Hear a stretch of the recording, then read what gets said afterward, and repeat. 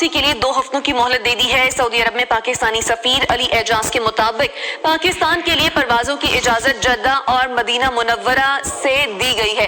قومی air line نے عمرہ زائرین کی واپسی کے لیے 4 روز کا نوٹم جاری کر دیا ہے۔ نوٹم کے مطابق 4 روز کے دوران سعودی عرب میں موجود عمرہ زائرین کو وطن واپس لایا جائے گا۔ جدہ اور مدینہ جانے والی پروازوں میں کسی مسافر کو لے جانے کی اجازت نہیں ہوگی۔